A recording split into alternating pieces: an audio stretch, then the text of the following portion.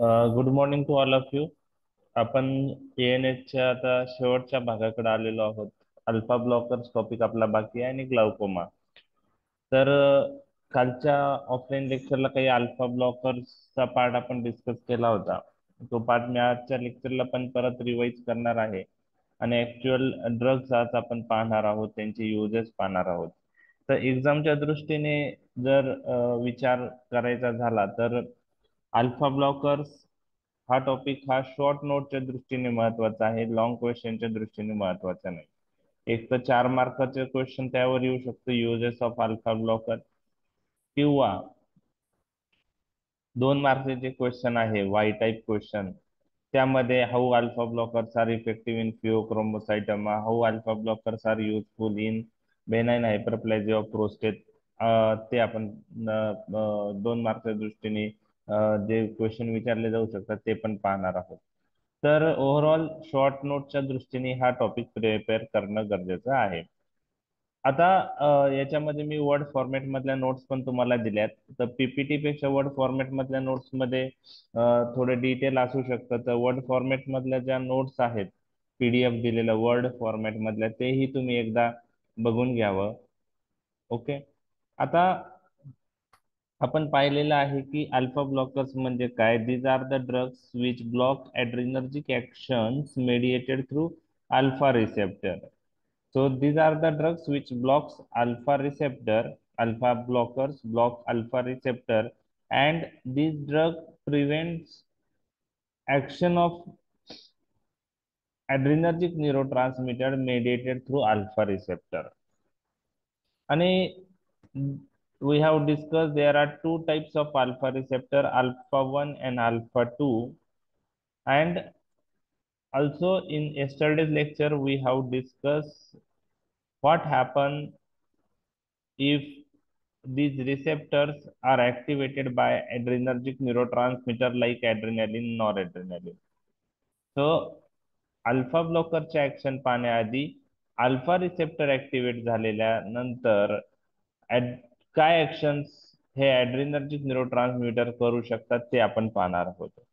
तर आपण पाहिलेलं आहे अल्फा 1 रिसेप्टर आणि alpha 2 receptor both are Gs type, but if we consider sub type, तर alpha 1 is Gq type and alpha 2 is GI type. So when this receptor is activated, there is activation of IP3 diacylglycerol pathway. When alpha 2 receptor is activated, there is inhibition of adenylyl cyclase because it is inhibitor in nature. So cyclic AMP is decreased. Also, there is related with channels, there is opening of potassium channel. Potassium goes outside from the cell and intracellular potassium concentration decrease, so that hyperpolarization occur. Okay, so this is about the how activation of alpha 1 and alpha 2 responsible for action. आपण पाहिलंय कालच्या लेक्चरला alpha 1 हे just म्हणजे त्यांचा लोकेशनचा विचार केला तर हे मोस्ट ऑफ द ऑर्गन्स वर असतात. इफेक्टर ऑर्गन्सचं पोस्ट जंक्शनल त्याचं लोकेशन आहे. ओके. आणि अल्फा 1 जर ऍक्टिव्हेट झाले तर काय ऍक्शन्स होऊ शकतं आपण पाहिलेलं आहे. स्मूथ मसलचं कॉन्ट्रॅक्शन होऊ शकतं, ग्लँड्स मधलं सिक्रेशन वाढतं, आपण ते पाहिलेलं आहे काल. तर जे पण स्मूथ मसल्स आहे त्याचे कॉन्ट्रॅक्शन्स अल्फा 1 आणि अल्फा 2 दोन्ही ऍक्टिव्हेट झालं तर होऊ शकतं. आपण कालच्या लेक्चरमध्ये ते पाहिलेले आहे. तर जेनायटो युरिनरी स्मूथ मसल जे आहे त्यावर अल्फा 1 रिसेप्टर प्रेझेंट असतात आणि त्यामुळं ते जर ऍक्टिव्हेट झाले तर कॉन्ट्रॅक्शन होतं. तर जेनायटो युरिनरी स्मूथ मसल्स मध्ये तुम्हाला ट्रायगोन आणि स्पिंक्टर हे लक्षात ठेवायचं आहे. तिथं अल्फा रिसेप्टर प्रिडॉमिनंट असतात, म्हणजे ट्रायगोन आणि स्पिंक्टरचं कॉन्ट्रॅक्शन हे अल्फा 1 रिसेप्टर ॲड्रेनर्जिक न्यूरोट्रान्समीटरने ऍक्टिव्हेट झाल्यामुळं होतं, हे पाहतोय. आता आपण अल्फा ब्लॉकरचे ऍक्शन नंतर पाहणार आहे. पहिले अल्फा रिसेप्टर ऍक्टिव्हेट झाल्यामुळे काय ऍक्शन होतील आणि त्याच्यावरून अल्फा ब्लॉकरचे ऍक्शन आपण पाहणार आहे.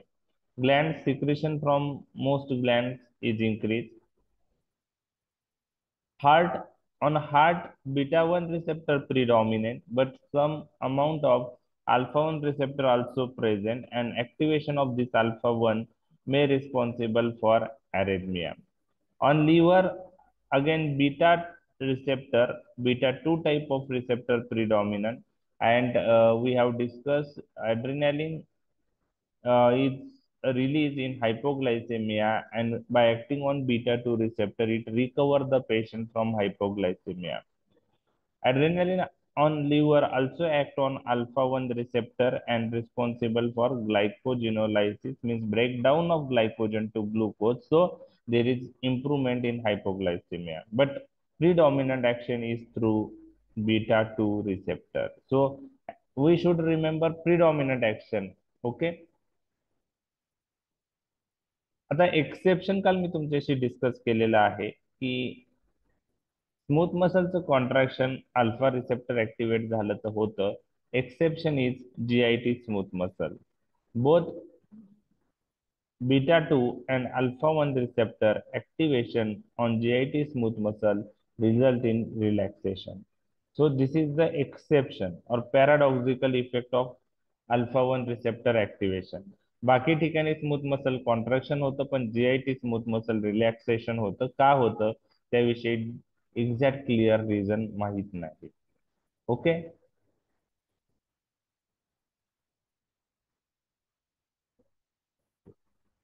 Coming to the alpha 2.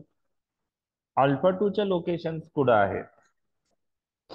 तर अल्फा 2 चे लोकेशन हे प्री जंक्शनल आहेत, म्हणजे हे प्री सिनॅप्टिक न्यूरॉन, हे post synaptic neuron. Pre synaptic neuron मध्ये न्यूरोट्रान्समीटर स्टोअर असतो, ते रिलीज होतं. पोस्ट सिनॅप्टिक न्यूरॉनच्या अल्फा बीटा रिसेप्टरवर हे न्यूरोट्रान्समीटर ऍक्ट होतात, आणि काही न्यूरोट्रान्समीटर प्री सिनॅप्टिक न्यूरॉनवर जे रिसेप्टर आहे त्यावरही ऍक्ट होतात. ओके.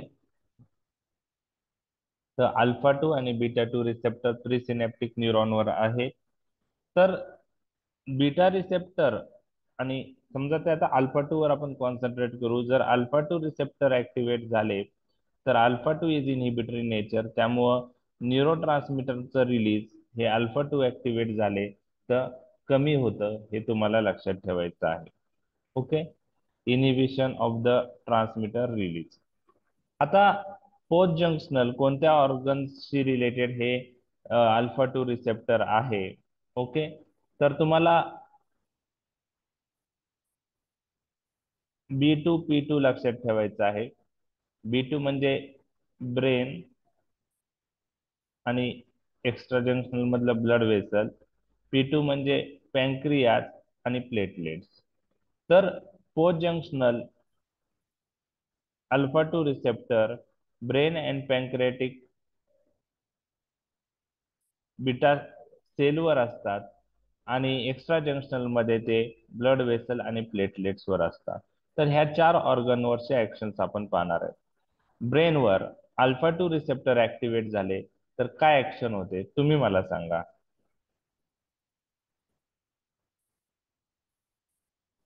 ब्रेन मधले अल्फा 2 रिसेप्टर ऍक्टिव्हेट झाले तर काय ऍक्शन होते? डिक्रीज इनहिबिटरी व्हेरी कमी गुड. होतं. Decrease central sympathetic outflow. आणि जे अल्फा मिथिल डोपा क्लोनिडीन हे अल्फा 2 अगोनिस्टिक ड्रग आहे, ते अँटी हायपरटेन्सिव्ह म्हणून आपण यूज करतो. लक्षात आलं? ओके. तर decrease central sympathetic outflow. Okay. Okay. Pancreatic beta सेलवरचे अल्फा 2 रिसेप्टर ऍक्टिव्हेट झाले तर काय ऍक्शन होईल? इन्सुलिनचं रिलीज कमी होतं. रिलीज कमी. Very good. इन्सुलिनचा रिलीज कमी होईल. ओके. ब्लड वेसलचे अल्फा 2 रिसेप्टर ऍक्टिव्हेट झाले तर काय होईल? Platelet aggregation. नाही, ब्लड वेसल कन्स्ट्रिक्शन. माझं कन्स्ट्रिक्शन होईल. आणि प्लेटलेटचे अल्फा 2 रिसेप्टर ऍक्टिव्हेट झाले तर प्लेटलेट ऍग्रीगेशन. तर ह्या अल्फा 2 चे ऍक्शन ऍड्रिनर्जिक न्यूरोट्रान्समीटर ऍक्ट झाल्यामुळे होता, आपण ते पाहिलं. ते बेसिक ऍड्रिनर्जिक सिस्टीम आपल्या बॉडीतली ऍक्टिव्हेट झाली तर अल्फा रिसेप्टर मेडिएटेड काय ऍक्शन होऊ शकतं आपण ते पाहिलं. अल्फा वन अगोनिस्टिक ड्रगचं नाव तुम्हाला आपल्याला माहिती आहे, फिनिलेफ्रिन आहे, मिथोक्झॅमाइन आहे. आणि alpha one agonist antagonist selective prazosin, terazosin, doxazosin आहे, टॅम्सुलोसिन आहे. Alpha two agonistic drug clonidine, alpha methyl dopa आहे. Alpha two selective antagonist yohimbine at least तुम्हाला लक्षात ठेवायचं आहे. दुसरं ड्रग नाही लक्षात ठेवलं तरी चालेल. हे आपण काल पाहिले, त्यात मी डिटेल जात नाही. मग क्लासिफिकेशन आपण कसं पाहिलेलं आहे की दोन प्रकारचे म्हणजे कोणकोणत्या टाईपच्या ड्रग आहेत ते आपण पाहिलेलं आहे. तर डिपेंडिंग ऑन इनिबिशन दोन प्रकारचे इनिबिशन आपण पाहिलेले, कॉम्पिटेटिव्ह नॉन इक्विलिब्रियम टाईप आणि कॉम्पिटेटिव्ह इक्विलिब्रियम टाईप. तर जे non equilibrium type of alpha blocker आहे तर त्याचं नाव आहे नॉन इक्विलिब्रियम टाईप अल्फा ब्लॉकरचं फिनॉक्सीबेन्झामाइन. कोणत्या ग्रुपचा ड्रग आहे phenoxybenzamine? It is a beta halo alkyl amine. Beta halo alkyl amine.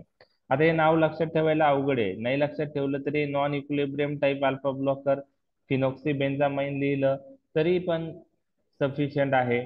सगळंच केमिकल ग्रुप लक्षात ठेवणं डिफिकल्ट असतं, म्हणून तुम्ही non equilibrium type alpha blocker phenoxybenzamine लिहिलं तरी चालू शकतो.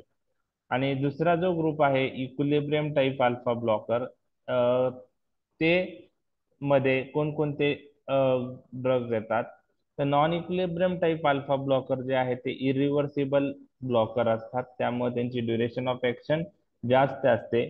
इक्विलिब्रियम टाईप ऑफ इन्हिबिशन जे असतं ते रिव्हर्सिबल असतं आणि त्यांची ऍक्शन फिनॉक्सीबेन्झापाइन पेक्षा कमी आहे. तर इक्विलिब्रियम टाईप मध्ये non selective blocker, alpha one selective blocker आणि अल्फा टू सिलेक्टिव्ह ब्लॉकर असे तीन ग्रुप आहेत. आता नॉन सिलेक्टिव्ह ब्लॉकर्स मध्ये दोन तीन ग्रुप आहेत. त्यामध्ये जो ग्रुप आहेत ते आहेत अर्गोट अल्कोलाइड, त्यात ergotamine, ergotoxine, hydrogenated ergot alkaloid, dihydro ergotamine, dihydro ergotoxine, third imidazoline derivative phentolamine. तर हे आपण कालच्या लेक्चरमध्ये पाहिलेले आहे. तर अर्गोट अल्कोलाइड्स आणि हायड्रोजनेटेड अर्गोट अल्कोलाइड्स हे बेसिकली आपण म्हणजे अल्फा ब्लॉकिंग ऍक्शन पेक्षा त्यांची दुसऱ्या काही ऍक्शन्स आहेत, त्या ऍक्शन ज्या आहेत त्या सिरोटोनिक रिसेप्टरवरच्या, त्यामुळं आपण यूज करतो आणि ते आपण मायग्रेन मध्ये हे ड्रग यूज करतो ergot derivative. Okay, ergot alkaloid, ergotamine नावाचा ड्रग. तर आपण ते तिघं नंतर पाहणार आहे. Alpha blocking point of view ते जास्त कॉमनली यूज म्हणजे अल्फा ब्लॉकर म्हणून यूज होत नाही. इमिडाझोलिन मध्ये फेंटोलॅमाइन आहे.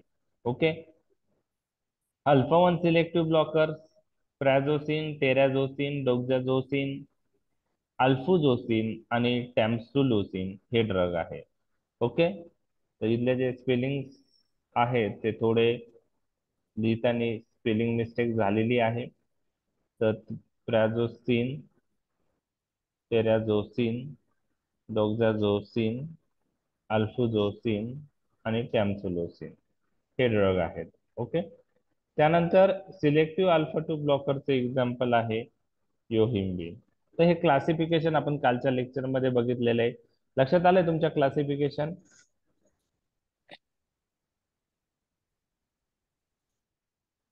हो सर. ओके,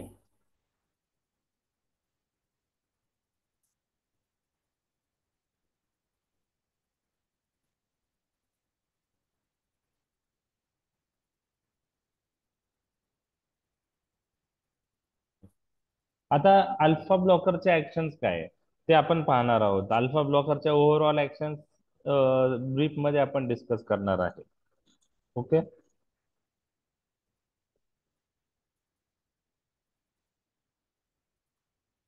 तर ब्लड व्हेसल वर अल्फा ब्लॉकरचे ऍक्शन्स काय असणार आहे?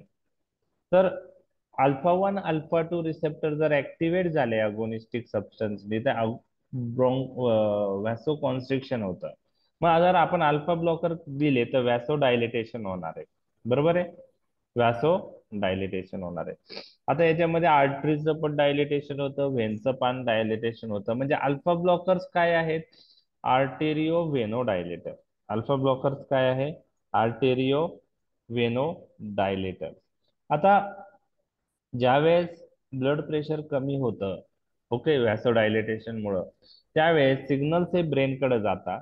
ब्रेन मधले बॅरो रिसेप्टर ऍक्टिव्हेट होतात आणि बॅरो रिसेप्टर ऍक्टिव्हेट झाल्यामुळं barrow receptor sympathetic system activate करतात आणि नॉरएड्रेनालिनची ऍक्शन हार्टवर वाढते आणि हार्ट रेट वाढतो.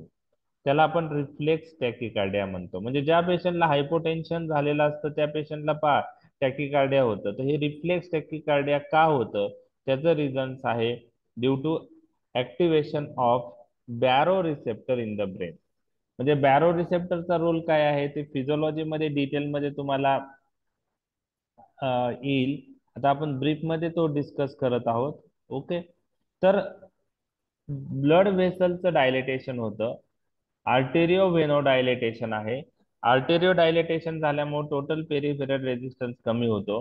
व्हेनो डायलेटेशन झाल्यामुळं व्हेनो डायलेटेशन झाल्यामुळं पेरिफेरल म्हणजे व्हेनस कॅपॅसिटन्स वाढतो, व्हेनची कॅपॅसिटी वाढते. There is a peripheral pulling of the blood in the व्हेन्स, so Venus return कमी होतो, कार्डियाक आउटपुट कमी होतं आणि ह्या दोन्ही गोष्टीमुळे ब्लड प्रेशर कमी होण्यास मदत होतं. तसेच व्हेनो डायलेटेशन झाल्यामुळं पोस्चरल हायपोटेन्शन हा एक ड्रॉबॅक अल्फा ब्लॉकर्स मुळे दिसून येतो. तर पोस्चरल हायपोटेन्शन ऍडव्हर्स इफेक्ट हा अल्फा ब्लॉकरचा आहे. ओके, ठीक आहे. ओके. तर अल्फा ब्लॉकर्स आर्टेरिओ डायलेटेशन कमी करून, म्हणजे आता ब्लड प्रेशर अल्फा ब्लॉकर कमी कसे करतात, तर blood pressure is a product of cardiac output into total peripheral resistance. बरोबर आहे. Total peripheral resistance depends on the arterial stiffness. Arterial contraction वाढलं तर ते टीपीआर वाढतो, आर्टेरिओ डायलेटेशन झालं तर टीपीआर कमी होतं. मग आता अल्फा ब्लॉकर आर्टेरिओ डायलेटेशन करून टीपीआर कमी करतात, त्यामुळे ब्लड प्रेशर कमी होण्यास मदत होते. अल्फा ब्लॉकर व्हेनोडायलेटेशन करतात, व्हेनस रिटर्न कमी होतं, त्यामुळे कार्डियक आउटपुट कमी होतं, त्यानेही ब्लड प्रेशर कमी होतं. म्हणजे अल्फा ब्लॉकर टीपीआर पण कमी करतात आणि कार्डियक आउटपुट पण कमी करतात. टीपीआर हे आर्टेरिओ डायलेटेशन मुळे होतं कमी, आणि कार्डियक आउटपुट कमी हे व्हेनोडायलेटेशन मुळे व्हेनस रिटर्न कमी झाल्यामुळे होतं. तर anti hypertension point of view alpha blocker हे फर्स्ट लाईन अँटी हायपरटेन्सिव्ह म्हणून आपण कन्सिडर करत नाही. म्हणजे रुटीनली हायपरटेन्शन मध्ये अल्फा ब्लॉकर यूज होत नाही. लक्षात आलं हे?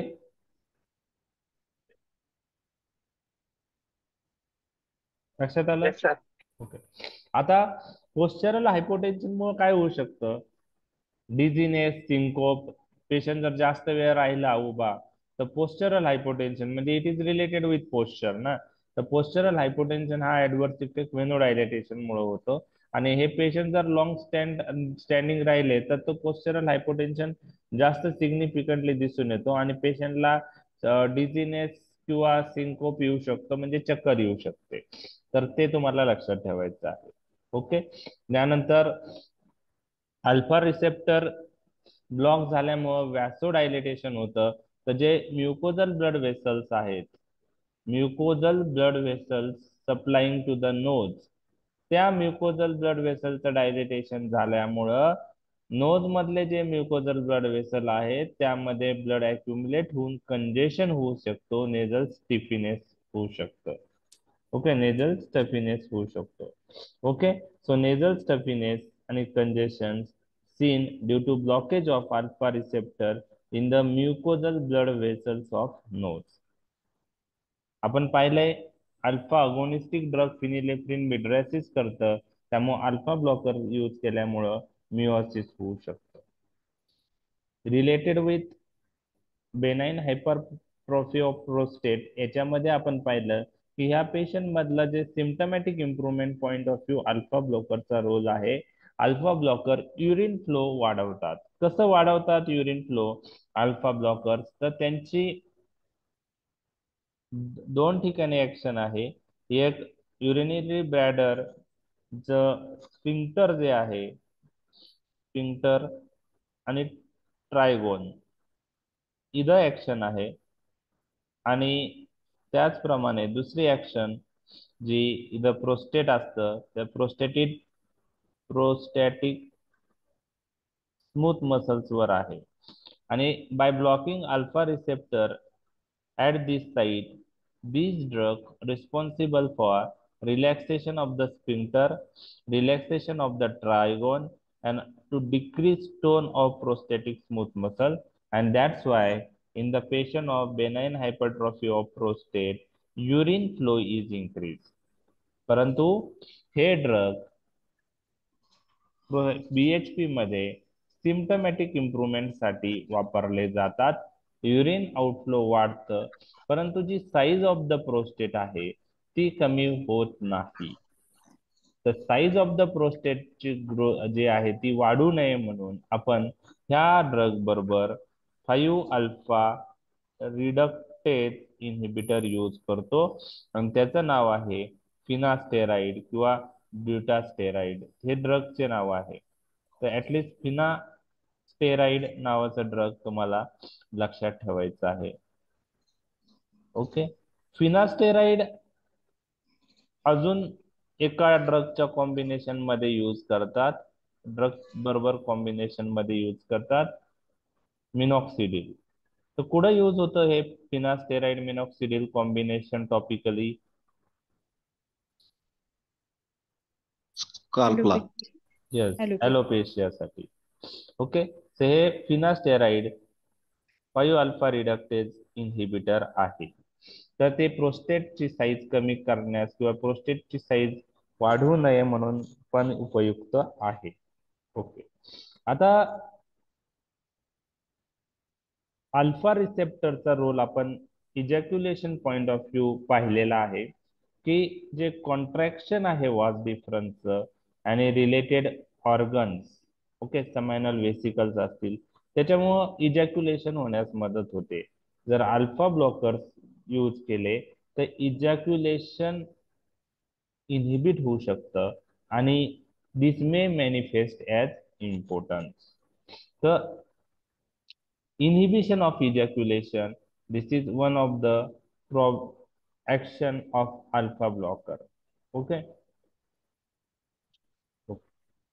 आता याच्यामध्ये किडनीशी रिलेटेड ऍक्शन मी तुमच्याशी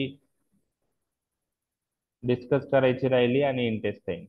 आता मी तुम्हाला सांगितलं की इंटेस्टाइनल स्मूथ मसल वर बीटा 2 आणि अल्फा 1 रिसेप्टर आहेत, आणि both receptor responsible for relaxation of intestinal smooth muscle. मग अल्फा ब्लॉकर यूज केले तर इंटेस्टाइनल मोटिलिटी काय होणार आहे? वाढणार आहे. स्मूथ मसल कॉन्ट्रॅक्ट होतील आणि इंटेस्टाइनल मोटिलिटी वाढेल. ओके, आणि इंटेस्टाइनल मोटिलिटी वाढल्यामुळं कॉन्स्टिपेशन होऊ शकतं का लूज मोशन होऊ शकतं? लूज मोशन होऊ शकतं, रेअरली होतं. ओके, आता किडनीवर काय ऍक्शन आहे नाही लक्षात ठेवली तरी चालेल. जे वर्ड डॉक्युमेंट्स आहे त्यात मी मेन्शन केलेली आहे. इथं मी जस्ट एक्सप्लेन करतो तुम्हाला. आता अल्फा ब्लॉकर यूज केल्यामुळं काय होतं? हायपोटेन्शन. हे तुम्हाला लक्षात आलंय कसं होतं? ते आलेलं आहे लक्षात. बर, हायपोटेन्शन झाल्यामुळे रिनल ब्लड फ्लो काय होईल? रिड्यूस होईल. रिड्यूस होईल. रिनल ब्लड फ्लो कमी झाल्यामुळे जीएफआर काय होईल? रिड्यूस होईल. आणि जीएफआर जेव्हा रिड्यूस होतं, जीएफआर रिड्यूस जेव्हा होतं त्यावेळेस बॉडी कॉम्पेन्सेटरी मेकॅनिझम स्टार्ट करते की जीएफआर कमी झालेला आहे, पेशंट हायपोटेन्शन मध्ये आहे, त्यावेळेस रास सिस्टीम ऍक्टिव्हेट होते. कोणती? रास, रेनिन अँजिओटेन्सिन सिस्टीम. आणि रेनिन अँजिओटेन्सिन सिस्टीम काय करतं? रेनिन अँजिओटेन्सिन सिस्टीम काय करतं? रास सिस्टीम काय करतं? रेनिन अँजिओटेन्सिन सिस्टीम मग सोडियम वॉटर रिअब्सॉर्प्शन करायला मदत करतं.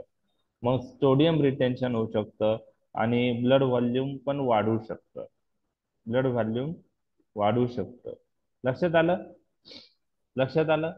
तर हे किडनीशी रिलेटेड ऍक्शन आपण पाहिली, आणि ही सोडियम वॉटर रिटेन्शन किंवा राईज इन प्लाझ्मा व्हॉल्यूम हे कशामुळे होतं? हे कॉम्पेन्सेटरी मेकॅनिझम ऍक्टिव्हेट होती. जेव्हा नॉर्मल फिजिओलॉजी अल्टर होते त्यावेळेस बॉडी आपली फिजिओलॉजी परत नॉर्मल लेवलवर नेण्यासाठी काही सिस्टीम ऍक्टिव्हेट करतं, त्याला कॉम्पेन्सेटरी मेकॅनिझम म्हणतात.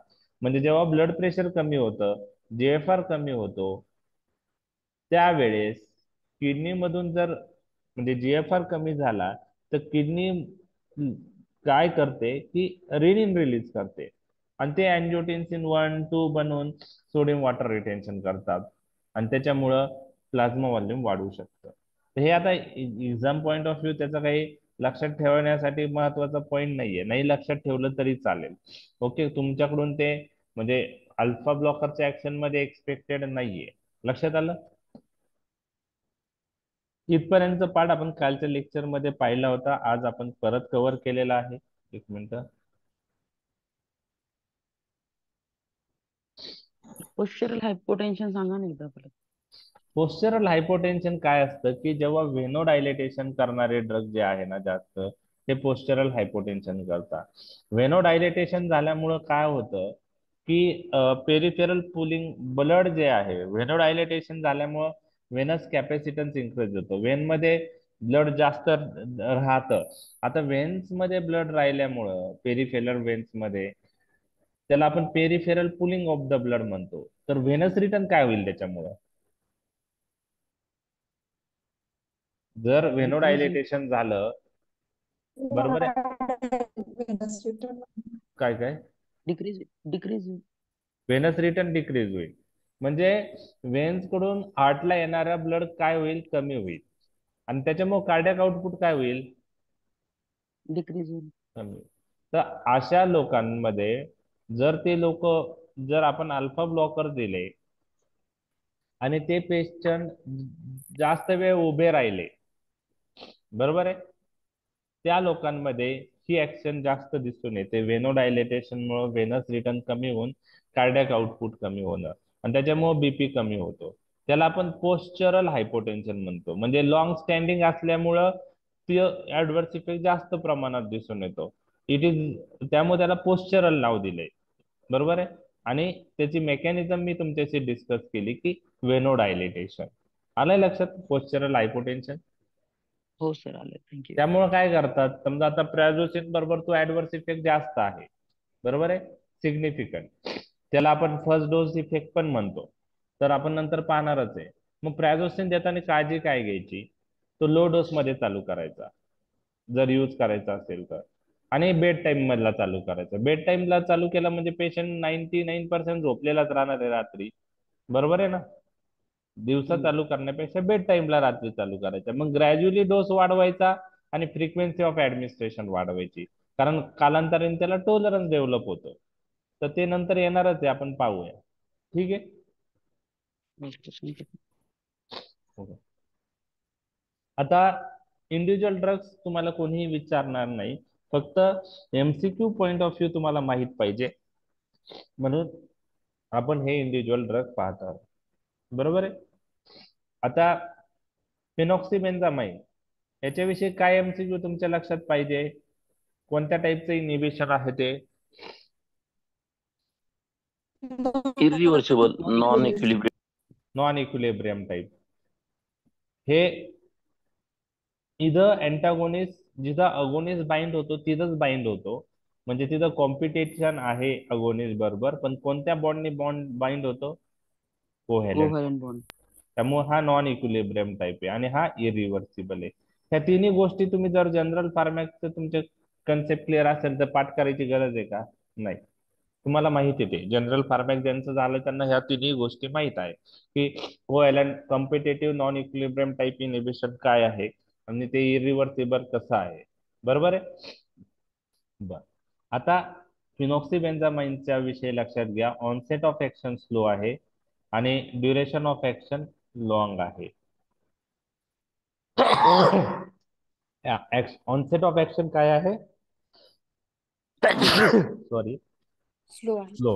आणि ड्युरेशन ऑफ ऍक्शन काय आहे? लॉंग. लॉंग. म्हणून याला आपण Long. म्हणतो slow onset slow termination.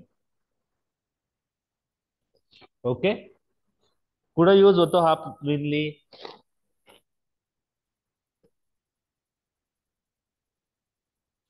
Mainly लिओक्रोमोसायटोमा थिओक्रोमोसायटोमा मध्ये यूज होतो. ओके, अजून एक यूज आहे शॉक. आता हे शॉक मध्ये काय यूज करता अल्फा ब्लॉकर? शॉक मध्ये हायपोटेन्शन होतं, बरोबर आहे, आणि तरी अल्फा ब्लॉकर काय यूज करतात? तर एक लक्षात घ्या, शॉक मध्ये जेव्हा पेशंट शॉक मध्ये जातो त्यावेळेस रिफ्लेक्स व्हॅसोकॉन्स्ट्रिक्शन होतं पेरिफेरल वेसलचं. काय होतं?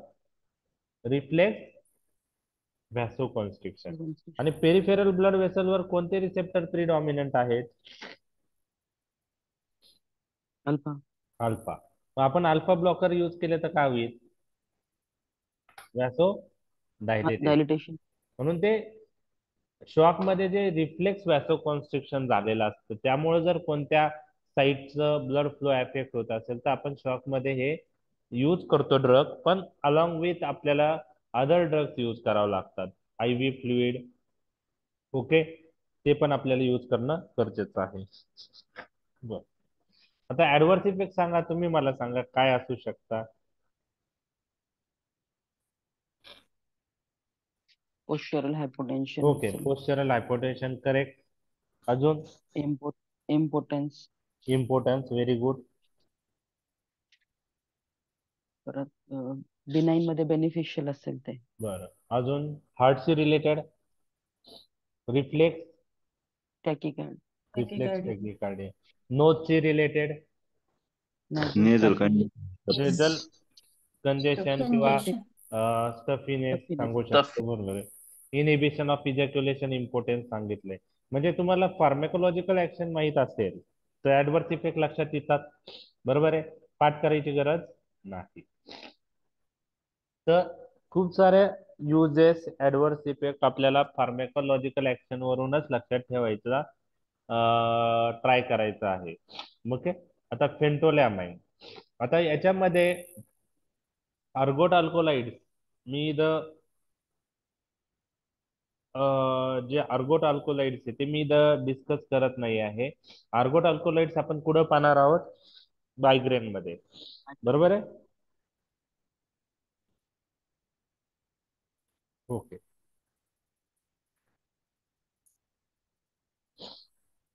तर आता अर्गोट अल्कोलाइड मध्ये कोणते ड्रग होते? अर्गोटामाइन होतं. हा, आणि अर्गोटॉक्सिन होतं, बरोबर. अर्गोटॉक्सिन. अर्गोटॅमाइन आणि अर्गोटॉक्सिन. अर्गोटॉक्सिन. तर त्यांना कोणते ऍक्शन आहे? अल्फा ब्लॉकिंग ऍक्शन आहे, प्लस त्यांना सिरोटोनर्जिक ऍक्शन आहे आणि डोपामिनर्जिक ऍक्शन, रिसेप्टरवर पण ऍक्शन आहे. आता काय आहे त्याच्यात मी आता डिटेल जाणार नाही. मायग्रेन मी जेव्हा डिस्कस करेल त्यावेळेस ते अर्गोटॅमाइन येणार आहे. ओके, तुम्ही अर्गोटॅमाइन ऐकलेलं आहे, अर्गोटॉक्सिन ऐकलेलं आहे, अर्गोमेट्रिन ऐकलंय का तुम्ही? अर्गोमेट्रिन नावाचं ड्रग ऐकलंय?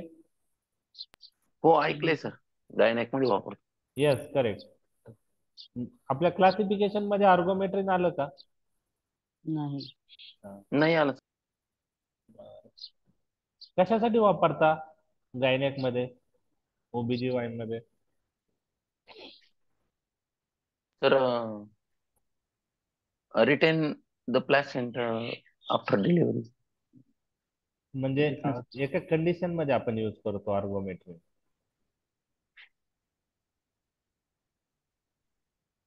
Methyl ergometrine. After delivery sir, retaining of plus.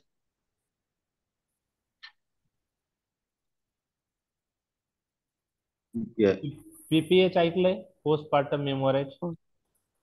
हो सर. पोस्टपार्टम मेमोरेजला कोणतं तुम्ही ड्रग यूज करता? जे डिलिव्हरी नंतर एखाद्या पेशंटला ब्लिडिंगचे चान्सेस आहे, पोस्टपार्टम हिमेरेज, चेक करायला कोणते ड्रग वापरता? Methargine. मिथर्जिन. त्याच्यामध्ये मिथार्जिन. मिथर्जिन टॅबलेट. मिथर्जिन ना? Injection. हा. Injection.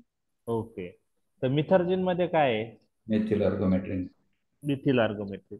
तुम्हाला ब्रँड नेम माहित असता पण त्यातलं ड्रग क्लिक म्हणजे लगेच नाही होत, कारण ब्रँड नेम पॉप्युलर ते आपल्याला देऊन देऊन लक्षात राहतात. त्यातले कंटेंट तुम्हाला हे करायची गरज आहे आता फार्मॅक पॉइंट ऑफ व्ह्यू. तर मिथर्जिन तुम्हाला माहित आहे. Okay, methyl ergometrine. So to prevent or to treat excessive bleeding after childbirth साठी आपण वापरतो पीपीएस साठी. ओके, हा पण अर्गोट अल्कोलाइड आहे, परंतु याला अल्फा ब्लॉकिंग ऍक्शन नाहीये, हे लक्षात ठेवा. त्याला अल्फा ब्लॉकिंग ऍक्शन आहे का? नाहीये. त्यामुळे तो इथं आपण मेन्शन केलेला नाही. आपण कोणते मेन्शन केलेले आहे? अर्गोटॅमाइन आणि अर्गोटॉक्सिन. अर्गोटॉक्सिन. मग तुम्हाला विचारलं which of the following ergot alkaloid does not have alpha blocking action, तुमचा आन्सर काय येईल? Ergotamine. Ergometrine, sorry, ergometrine. Metrine. Okay, लक्षात आलं? ओके. तर आता मी त्याच्यामध्ये आजच्या लेक्चर मध्ये आपण अर्गोट डेरिव्हेटिव्ह मध्ये डिटेल मध्ये जाणार नाही. ओके, तर तुम्हाला एवढंच लक्षात ठेवायचं आहे की जे अर्गोमेट्रिन आहे त्याला अल्फा ब्लॉकिंग ऍक्शन नाही आहे.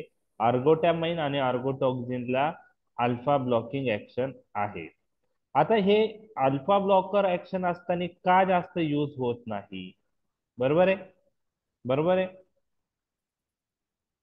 तर एक लक्षात ठेवा की हे जे अर्गोट अल्कोलाइड्स आहेत, अर्गोटॅमाइन, अर्गोटॉक्सिन, यांना जे व्हॅसो, ओके, आता यांची जी ऍक्शन जी आहे ते अल्फा ब्लॉकिंग असताना काय यूज करत नाही. त्याचे जे रिझन्स आहेत ते सिरोटोनिन रिसेप्टर किंवा डोपामिनर्जिक रिसेप्टरचे जे साईड इफेक्ट आहे त्याच्यामुळं आहे. Okay, okay. तर अल्फा ब्लॉकिंग ऍक्शन मुळे काय होऊ शकतं? ब्लड वेसलचं व्हॅसोडायलेटेशन. व्हॅसोडायलेटेशन मुळे.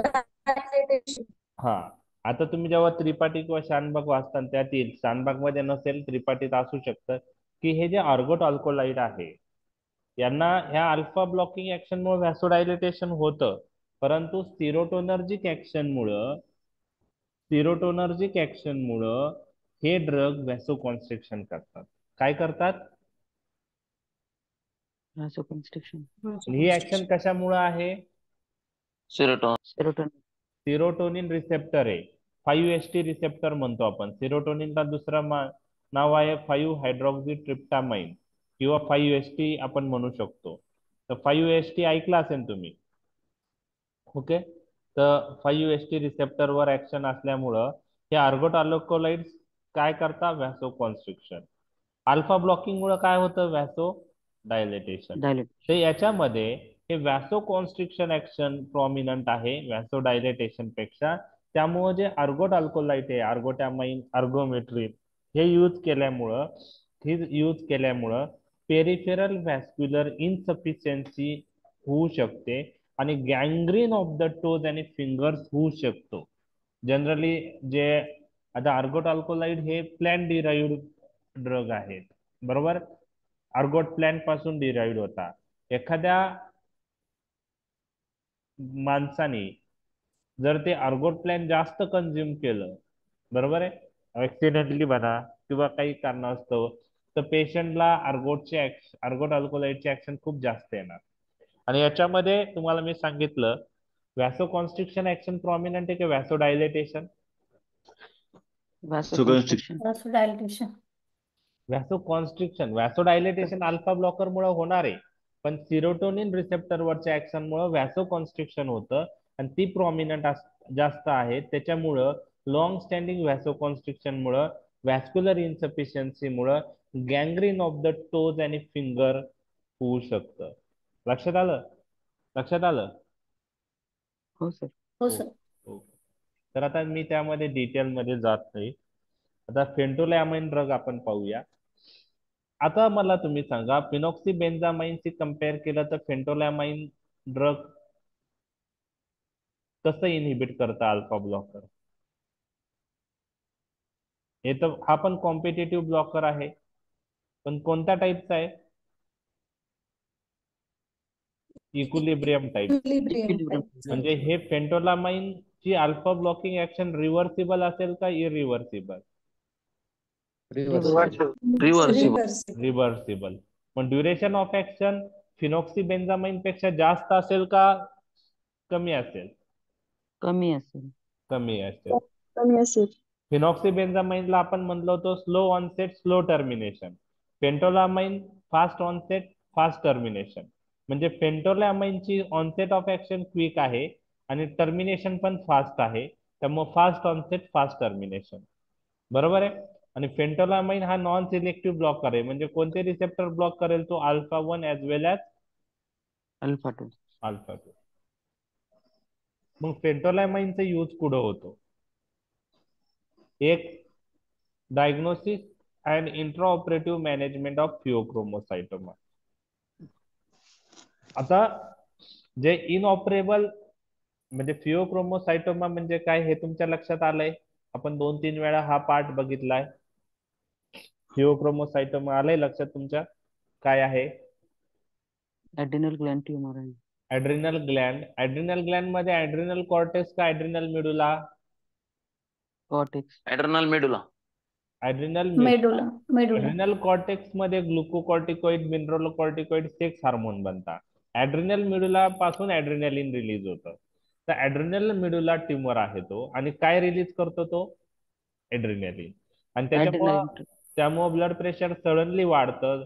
अराउंड 30 ते 35 mm of H G systolic वाढेल, 20 ते 25 mm ऑफ जी डायस्टोलिक वाढेल, आणि सिव्हिअर हायपरटेन्शन मध्ये पेशंट जातो. तर याच्यासाठी ट्रीटमेंट काय आहे फिओक्रोमोसाइटोमाला? सर्जरी.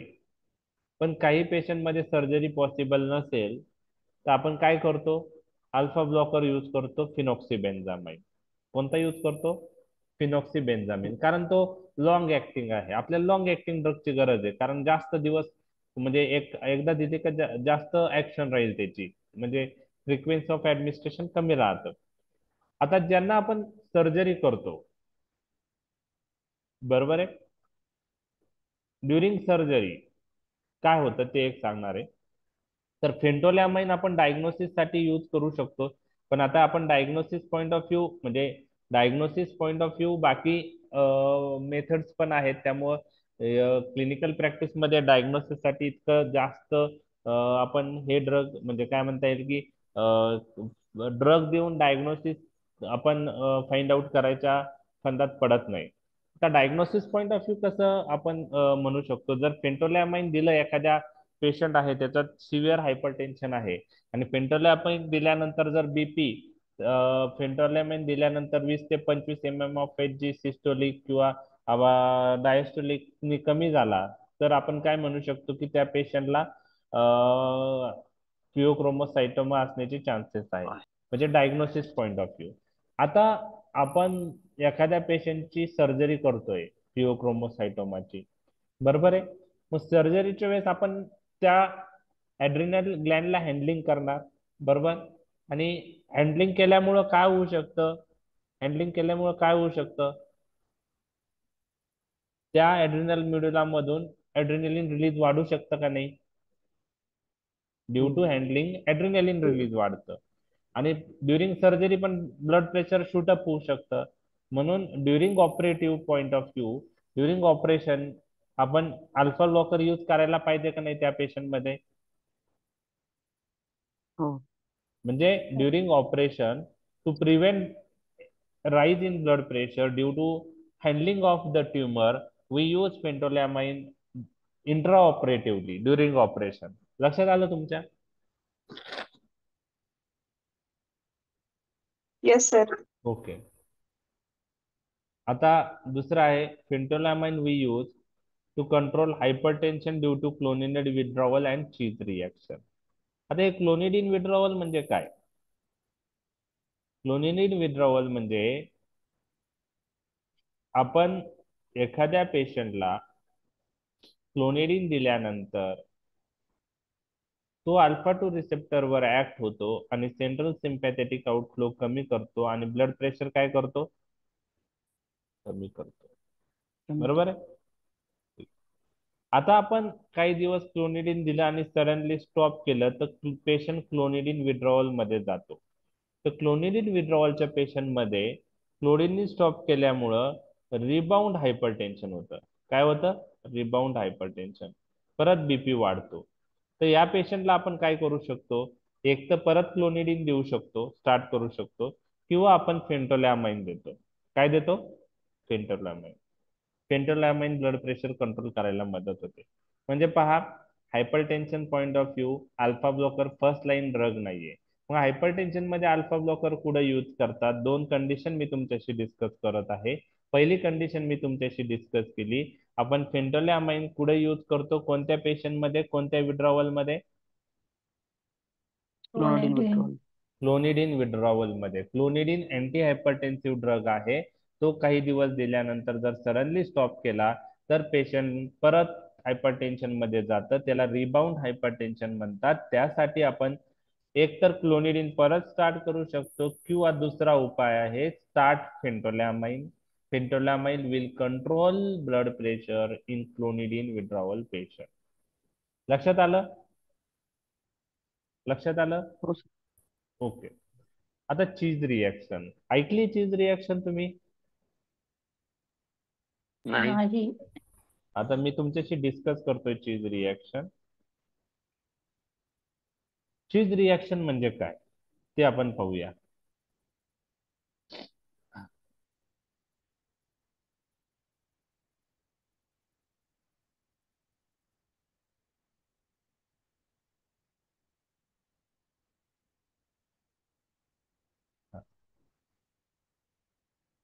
एक मिनिट हा. आता काही सबस्टन्सचे नाव मी तुम्हाला सांगतो. Okay. Cheese, okay, beer, wine, okay, banana, yogurt, दही. ओके. तर हे जे सबस्टन्स आहे, okay, cheese, beer, banana, yogurt, okay, wine, ह्या सबस्टन्स मध्ये टायरॅमाइन नावाचा सबस्टन्स असतो. ह्या पदार्थामध्ये टायरॅमाइन प्रेझेंट असतं. काय असतं? टायरॅमाइन. काय? Cheese, beer, wine, banana, yogurt, okay, हे सबस्टन्स, हे पदार्थ असे आहे की त्यामध्ये काय असतं? टायरॅमाइन. काय असतं? टायरॅमाइन. ओके. आता एक लक्षात घ्या की हे टायरॅमिन तुम्ही कुठे ऐकलंय का? आठवा बरं. ऍड्रेनालिन. Yes. ऍड्रेनालिन मध्ये sir. Mix indirectly acting. Acting. कोणता? Indirectly acting. Very good. Tyramine is indirectly acting adrenergic drug. आपण ताई निमोनिक पाहिलं होतं, आठवतं? आय म्हणजे इनडायरेक्टली ऍक्टिंग, आणि टायरॅमाइन आणि काय असतं त्याच्यात? ए म्हणजे एम्फेटामाइन. एम्फेटामाइन. Very good. आता ह्या पदार्थांमध्ये पण टायरॅमाइन प्रेझेंट असतो. ह्या पदार्थांमध्ये काय असतो? टायरॅमाइन प्रेझेंट असतो. आता जनरली हे पदार्थ असे आपण नॉर्मल इंडिव्हिज्युअल मध्ये दिले तर तसं काही फरक पडत नाही. म्हणजे का नाही पडत ते सांगतो. ह्या टायरॅमाइनची एवढी ऍक्शन सिग्निफिकंट नसते. समजा आता एखाद्या इंडिव्हिज्युअल आहे, त्याला कोणतेच ड्रग चालू नाहीये, ओके, ए नावाचा पर्सन आहे, त्याला आपण चीज, बियर, वाईन, बनाना, योगर्ट पैकी कोणताही सबस्टन्स दिला तर तो सबस्टन्स आपल्या शरीरात गेल्यानंतर टायरॅमाइन रिलीज होणार लिव्हर मध्ये. बरोबर आहे? आता हा टायरॅमाइन लिव्हर मध्ये रिलीज झाल्यानंतर आपल्या लिव्हर मध्ये त्याला मेटाबोलाइज करायला एन्झाईम आहेत. कॅटेकोलामाइनचं मेटाबॉलिझम करण्यासाठी हे दोन एन्झाईम महत्वाचे आहेत, माऊ ए आणि माऊ बी. त्याला आपण मोनो अमाइन ऑक्सिडेज ए आणि मोनो अमाइन ऑक्सिडेज बी एन्झाईम म्हणतो. काय म्हणतो? मोनो अमाइन ऑक्सिडेज ए आणि मोनो अमाइन ऑक्सिडेज बी. हे एन्झाईम टायरामाइनचं काय करतात? मेटाबॉलिझम करतात. त्यामुळं नॉर्मल इंडिव्हिज्युअल मध्ये significant of amount of tyramine is not entered in the brain. Okay, brain मध्ये सिग्निफिकंट अमाऊंट टायरामाइन एंटर होत नाही. ओके, इतकं तर लक्षात आलं तुमच्या. म्हणजे टायरामिनचे ऍक्शन नॉर्मल इंडिव्हिज्युअल मध्ये ब्रेन मध्ये सिग्निफिकंट आहे का? नाही. नाही. कोणत्या टायरामाइनची? जे चीज, बियर, वाईन, योगर्ट, बनाना मधलं टायरामिन आहे. कारण ते टायरामिन कुठं मेटाबोलाइज होऊन जातं? लिव्हर मध्ये. ओके, ब्रेन मध्ये एंटर होण्याच्या आधी. बरोबर आहे, ठीक आहे. परंतु आता बी नावाचा पेशंट आहे, ओके, आणि तो नॉन सिलेक्टिव्ह माऊ इनहिबिटर वर आहे. नॉन सिलेक्टिव्ह माऊ इनहिबिटर ट्रॅनिल सिप्रोअमाइन नावाचा ड्रग आहे. नॉन सिलेक्टिव्ह, अजून डिटेल मध्ये मी तुम्हाला सांगतोय, नॉन सिलेक्टिव्ह इरिव्हर्सिबल माऊ इनहिबिटर वर आहे. बरोबर आहे. त्या पेशंटला कोणता ड्रग चालू आहे? बी नावाच्या नॉन सिलेक्टिव्ह इरिव्हर्सिबल माऊ इनहिबिटर. बरोबर आहे. बर, अशा पेशंट मध्ये आपण समजा चीज, बियर, वाईन, योगर्ट, बनाना यापैकी एखादा पदार्थ दिला, तर हे पदार्थ पेशंट मध्ये दिल्यानंतर त्या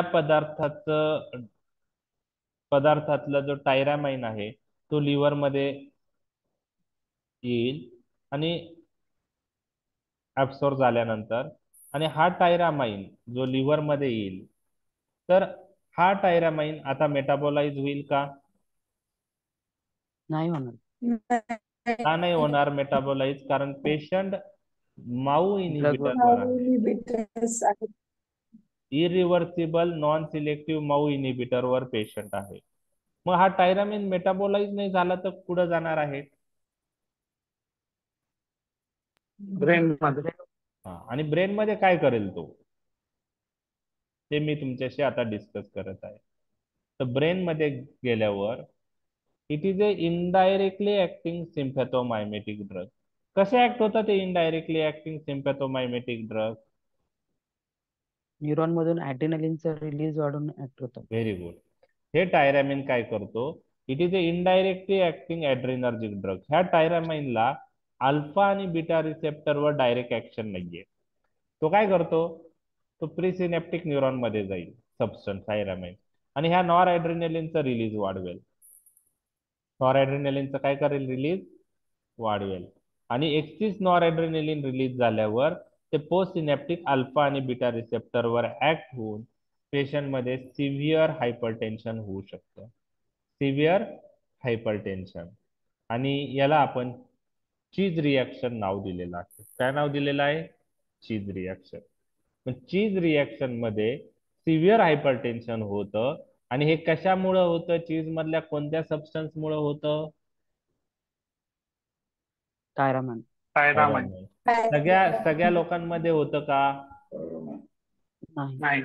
नाही. जे पेशंट नॉन सिलेक्टिव्ह इरिव्हर्सिबल माऊ इनहिबिटर वर आहे त्या पेशंट मध्ये जर आपण चीज, बियर, वाईन, योगर्ट, बनाना पैकी काही सबस्टन्स यूज केले, खाल्ले पेशंटने सपोज, तर त्या पेशंटला tyramine induce rise in blood pressure किंवा हायपरटेन्शन होऊ शकतं. लक्षात आलं? तर याला आपण चीज रिॲक्शन नाव दिलेलं आहे. काय? चीज रिॲक्शन. चीज रिएक्शन. पण चीज रिॲक्शन मध्ये काय होतं हे तुमच्या लक्षात आलं? कोणत्या पेशंट मध्ये होतं हे लक्षात आलं? हो सर. आणि Yes, हे sir. ट्रीट करण्यासाठी आपण फेंटोलॅमाइन यूज करतो. It is a drug of choice to treat cheese reaction. Okay okay, लक्षात आलंय आता चीज रिॲक्शन? हो सर. ओके. Yes, sir. आपल्याला जेव्हा आपण अँटी डिप्रेसंट टॉपिक पाहणार आहोत त्यावेळेस चीज रिएक्शन परत येणार आहे.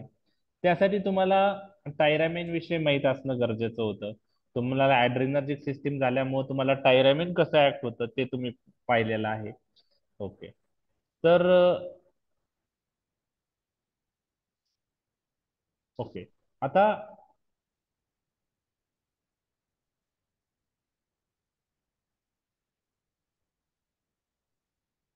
फेंटोलॅमाइन अजून कुठे यूज करतात की ज्यावेळेस आपण नॉरएड्रेनालिन डोपामाइन देतो त्यावेळेस काही नॉरएड्रेनालिन डोपामाइन एक्स्ट्रा व्हॅसेटेड होतं, म्हणजे वेसल मधून थोडं बाहेर येतं वेन मधून, आणि आजूबाजूच्या ब्लड वेसलवर त्याची ऍक्शन होऊन व्हॅसो कॉन्स्ट्रिक्शन होऊ शकतं. बरोबर आहे, व्हॅसो कॉन्स्ट्रिक्शन. तर आय व्ही नॉरएड्रेनालिन डोपामाइन देताना जर एक्स्ट्रा व्हॅसेशन झालं त्या ड्रगचं तर आजूबाजूच्या ब्लड वेसल कॉन्स्ट्रिक्ट होतात. आणि याला काउंटर ऍक्ट करायचं असेल तर आपल्याला काय यूज करावं लागेल? Alpha blocker. आणि phentolamine is the suitable alpha blocker to counteract this vasoconstriction which occur due to extra vasation of noradrenaline dopamine during their IV infusion. तर युजेस लक्षात आले का तुमच्या पेंटोलॅमाइनचे 3? एक आहे फिओक्रोमोसाइटोमा, दुसरा आहे हायपरटेन्शन. पण कोणते hypertension? Due to clonidine withdrawal और due to cheese reaction. Cheese reaction. आणि तिसरा use to counteract vasoconstriction which occur due to extra vasation of noradrenaline dopamine. इथं व्ही मीन्स मिसप्लेस झालाय. ओके, ठीक आहे, लक्षात आले युजेस? लक्षात आलंय? हो सर. ओके ओके, आता आपण नेक्स्ट ड्रग पाहणार आहे प्रॅझोसिन. ओके, स्पेलिंग मिस्टेक करेक्ट करा, SIN पाहिजे. ओके, वर्ड फॉर्मॅट मधल्या नोट्स मध्ये करेक्ट आहे तो. आता हे सिलेक्टिव्ह ब्लॉकर आहे, मग सिलेक्टिव्हिटी 1000:1 आहे, म्हणजे 1000 टाइम तो अल्फा 1 रिसेप्टर ब्लॉक करेल. ओके, आता अल्फा 1 रिसेप्टरचे 3 सब टाईप आहेत, म्हणजे अल्फा 1 अल्फा 2 आपण अल्फा रिसेप्टरचे टाईप पाहिले. आता अल्फा 1 रिसेप्टरचे 3 टाईप तुम्हाला मी सांगणार आहे. त्याच्यामध्ये अल्फा 1 ए आहे, अल्फा 1 बी आहे आणि अल्फा 1 डी आहे. कोणकोणते आहेत 3 सब टाईप? अल्फा 1 ए, अल्फा 1 बी आणि अल्फा 1 डी. लक्षात आलं तुमच्या? आणि प्रॅझोसिन इनहिबिट्स ऑल सब टाइप्स इक्वली. तो अल्फा 1 ए बी ए 1 बी आणि 1 बी तिन्ही अल्फा 1 रिसेप्टर तो ब्लॉक करतो. बरोबर आहे, म्हणजे हा अल्फा 1 सिलेक्टिव्ह आहे. त्यात अल्फा 1 चे जे सब टाईप आहे सगळ्यात सब टाईप ब्लॉक करतो. लक्षात आलं तुमच्या? हो सर. ओके, आता काल सरांनी मला सांगितलं की टॅमसुलोसिन आपण BHP मध्ये का प्रेफर करतो. बरोबर, काय होतं टॅमसुलोसिन? सरांनी आन्सर सांगितलं होतं, करेक्ट होतं ते. हा टॅमसुलोसिन पण अल्फा 1 सिलेक्टिव्ह ब्लॉकर आहे, पण टॅमसुलोसिन ची ऍक्शन ही सब टाइप सिलेक्टिव्ह आहे. It mainly blocks alpha 1 A 1 D receptor. It has no action on alpha 1b. means tamsulosin does not block alpha 1b receptor. फरक लक्षात आला का प्रॅझोसिन आणि टॅमसुलोसिन मधला? समजलाय का फरक? समजलाय का प्रॅझोसिन आणि टॅमसुलोसिन मधला फरक? हो sir. Prazosin blocks which alpha 1 receptor? Alpha 1 A, alpha 1 B, alpha 1 D. आणि tamsulosin blocks which alpha 1 receptor? Alpha 1 A, alpha 1 B. It has no inhibition of which receptor? Alpha 1 B. B. आता एक लक्षात घ्या, प्रोस्टेटवर alpha 1 A 1 D predominant असतात. कोणते? Alpha 1 A 1 D. आणि blood वेसलवर B for blood vessel, alpha 1 B predominant असतो. आणि आता आपल्याला प्रोस्टेट मध्ये बेनाइन हायपरप्लेजिया ऑफ प्रोस्टेटच्या इम्प्रुव्हमेंट साठी कोणती ब्लॉकिंग ऍक्शन महत्वाची आहे अल्फा 1A 1B आणि 1D मध्ये? Alpha 1A.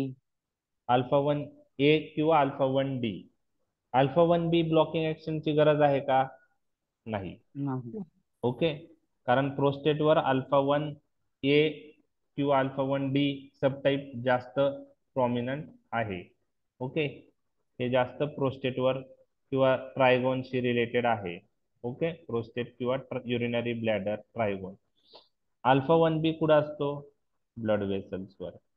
आता तुम्ही मला सांगा, अल्फा 1B रिसेप्टर प्रॅझोसिननी जर ब्लॉक झाला तर काय होऊ शकतं?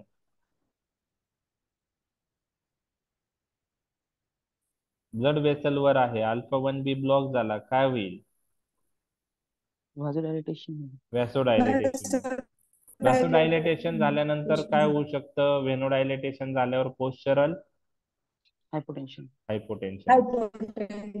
ओके, टॅम्सुलोसिन बरोबर पोस्चरल हायपोटेन्शनचे चान्सेस आहेत का?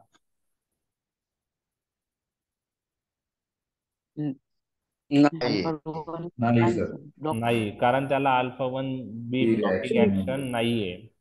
It does not block alpha 1B receptor, so vasodilation is not seen, so postural hypotension is very rare with tamsulosin.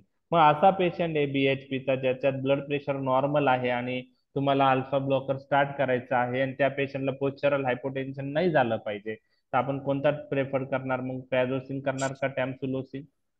टॅम्सुलोसिन. म्हणजे प्रॅझोसिन आणि टॅम्सुलोसिन मधला फरक लक्षात आला? येस. हो सर. ओके, 2 मार्कला तुम्हाला आलं why tamsulosin is preferred in BHP लिहिता येईल? हो सर. ओके ओके, ठीक आहे. ओके, आपण पाहिलेलं आहे अल्फा 2 जर ऍक्टिव्हेट झाला तर प्री सिनॅप्टिक न्यूरॉन मधून नॉरएड्रेनालिनची रिलीज काय होतं? अल्फा 2 जर प्री सिनॅप्टिक न्यूरॉन वरचा ऍक्टिव्हेट झाला, डिक्रीज करतो तो noradrenaline release. Very good very good. आता हे pre synaptic neuron, post synaptic neuron, noradrenaline इथं स्टोअर आहे, त्याचं रिलीज जर अल्फा 2 ऍक्टिव्हेट झाला, अल्फा 2 इनहिबिटर इन नेचर आहे, तो नॉरएड्रेनालिनचा रिलीज काय करणार आहे? तो कमी करणार आहे. डिक्रीज. बरं, मग जर non selective alpha blocker use केला, अल्फा 1 अल्फा 2 ब्लॉकिंग ऍक्शन आहे, तर ह्या अल्फा 2 ऍक्शन ब्लॉक झाल्यामुळे नॉरएड्रेनालिनचं रिलीज काय होतं? इन्क्रीज होईल. इन्क्रीज होऊ शकतं, वाढू शकतं, कारण अल्फा 2 मेडिएटेड ऍक्शन होती की नॉरएड्रेनालिनचं रिलीज कमी करणं. आता ही अल्फा 2 वरची ऍक्शन नॉन सिलेक्टिव्ह ब्लॉकरने ब्लॉक झाली, तिथं आता नॉरएड्रेनालिन स्वतः ऍक्ट नाही होणार आणि त्यामुळं अल्फा 2 मेडिएटेड जे रिलीज कमी होत होतं ते होणार नाही, उलट काय होईल? वाढतं. ओके, ठीक आहे. त्यासाठी कोणती ब्लॉकिंग ऍक्शन महत्वाची आहे? Alpha 2A. Alpha 2 blocking. प्रॅझोसिन बरोबर हे नॉरएड्रेनालिनचं रिलीज वाढेल का?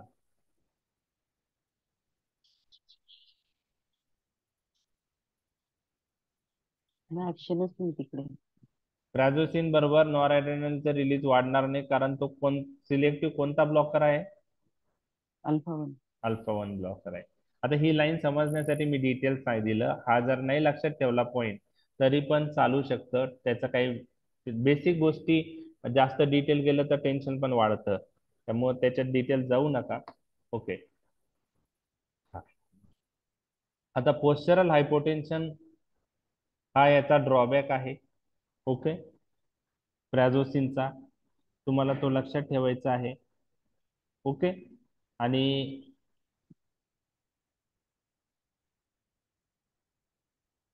आता पोस्चरल हायपोटेन्शन हा प्रॅझोसिन बरोबर दिसतो, परंतु लेस मार्क आहे ऍज कम्पेअर टू फिनॉक्सिबेन्झामाइन, फेंटोलॅमाइन. आणि कधी दिसतं? फक्त at the beginning. First dose. Okay. आता याचं रिझन काय आहे की पोस्चरल हायपोटेन्शन प्राझोसिन बरोबर दिसतं, पण लेस मार्क काय आहे? कारण तो आर्टेरिओ व्हेनोडायलेटेशन मध्ये आर्टरी जास्त डायलेट करतो व्हेनपेक्षा. आहे व्हेनोडायलेटेशन ऍक्शन आहे, पण फिनॉक्सिबेन्झामाइन फेंटोलामाइन पेक्षा कमी आहे. त्यांच्यापेक्षा पोस्चरल हायपोटेन्शन कमी आहे, परंतु पोस्चरल हायपोटेन्शन प्राझोसिन बरोबर दिसतो. तो लेस मार्क आहे आणि कधी दिसतो? सुरुवातीच्या काळात दिसतो, जेव्हा आपण स्टार्ट करतो. आणि त्याच्यामुळे पेशंटला काय होऊ शकतं? डिझिनेस, फेंटिंग अटॅक येऊ शकतात. आणि त्याला आपण काय म्हणतो? First dose effect. काय म्हणतो? First dose effect. मग तुम्हाला असं MCQ आला, which of the following drug responsible for first dose effect, त्यावेळेस तुमचा आन्सर काय येईल?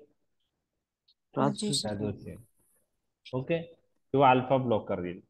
How can we prevent this adverse effect? It is seen at the beginning. So, to avoid postural hypotension, prazosin should be started at low dose and at bedtime, and dose is increased gradually. Dose is increased gradually. लक्षात आलं तुमच्या?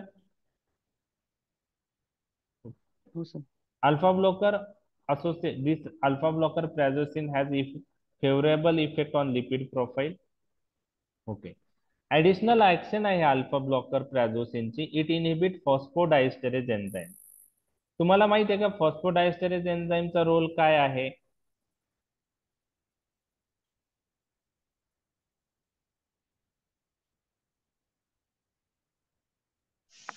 Integrate cyclic AMP.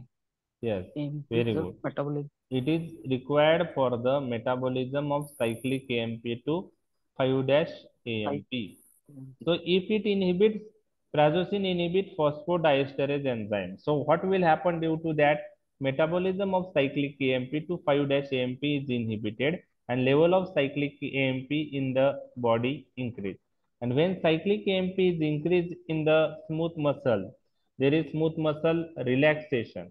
And in the blood vessel, due to smooth muscle relaxation, additional vasodilatory action occur seen. तर प्राझोसिन बरोबर additional व्हॅसोडायलेटरी action आहे प्राझोसिनला. आणि ही कशामुळे आहे? कोणतं एन्झाईम इनहिबिट करतात ते? फॉस्फोडायस्टरेज एन्झाईम. तुम्ही अमायनोफायलिन नावाचा ड्रग ऐकलाय? हो सर. थिओफायलिन नावाचं ड्रग ऐकलंय? हो. पुढे यूज करतात ते अस्थमा. ते ब्रॉन्कोडायलेटर आहे ना. अमायनोफायलिन, थिओफायलिन ब्रॉन्कोडायलेटेशन कसं करतात? तुम्हाला मी सांगितलंय, सायक्लिक एएमपी कुठेही वाढला स्मूथ मसल मधला, स्मूथ मसल मध्ये जर सायक्लिक एएमपी वाढलं तर स्मूथ मसलचं काय होतं? रिलॅक्सेशन. हे तुम्हाला पाठ करायचं. तर अमायनोफायलिन, थिओफायलिन जे ड्रग आहे ते पण फॉस्फोडायस्टरेज इनहिबिटर आहेत. आणि फॉस्फोडायस्टरेज एन्झाईम इनहिबिट झाल्यामुळं सायक्लिक एएमपी ची लेवल काय होते? वाढते. सायक्लिक एएमपीचं मेटाबॉलिझम कमी होऊन. आणि सायक्लिक एएमपी वाढला तर ब्रॉन्कियल स्मूथ मसल काय होतील? रिलॅक्स होतील. आणि रिलॅक्स झाल्यामुळे ब्रॉन्कोडायलेटेशन होतं. तर मी तुमच्याशी 3 ब्रॉन्कोडायलेटर आतापर्यंत डिस्कस केलेले आहेत. ग्रुप 3. किती? 3. तुम्ही मला सांगू शकता का ते 3 ग्रुप कोणते आहेत? आता तर मी एक डिस्कस केलेला आहे, फॉस्फोडायस्टरेज इनहिबिटर, अमायनोफायलिन, थिओफायलिन. त्याला झॅन्थिन डेरिव्हेटिव्ह म्हणतात. अजून कोणते ब्रॉन्कोडायलेटर्स ग्रुप तुम्हाला माहित आहे?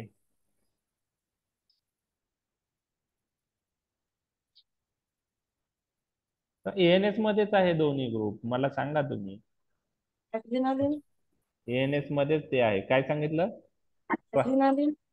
काय काय? Respiratory stimulant.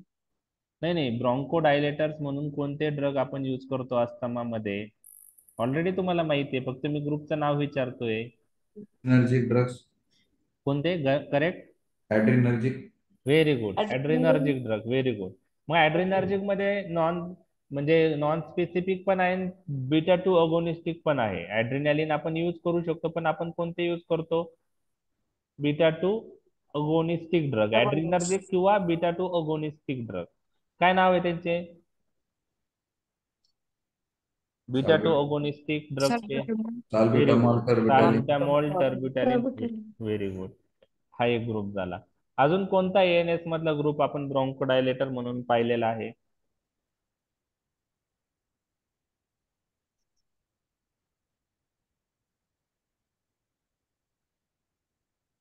अँटी अँटीकोलिन. कोलिनर्जिक मध्ये very good. Anti cholinergic, anti cholinergic drug. Example कोणते आहेत जे आपण ॲट्रोपिन तर इनहेलेशनल रूटने यूज करत नाही, मग कोणते अँटीकोलिनर्जिक इनहेलेशनल रूटने यूज करतात? इप्राट्रोपियम इप्राप्रोमाइड ब्रोमाइड आणि ट्रिप्रोमाइड. ट्राट्रोपियम ब्रोमाइड, टायोट्रोपियम ब्रोमाइड. तर पहा, अस्थमाच्या अस्थमाच्या ट्रीटमेंटमध्ये एक ग्रुप आहे ब्रॉन्कोडायलेटर म्हणून. त्यामध्ये हे 3 सब ग्रुप येतात: बीटा टू ओगोनिस्ट, अँटीकोलिनर्जिक आणि फॉस्फोडायस्टेरेज इनहिबिटर. आणि फॉस्फोडायस्टेरेज इनहिबिटरलाच दुसरं नाव आहे xanthine derivative, aminophylline, theophylline. Anticholinergic ipratropium bromide, tiotropium bromide. Beta two agonist salbutamol terbutaline. म्हणजे अस्थमा मधला एक ग्रुप जो आहे ब्रॉन्कोडायलेटर, त्याच्यात कोणते ड्रग आहे हे तुमचे आज क्लिअर झालेले आहे. लक्षात आलंय? ओके, समजलंय? हो सर. ओके.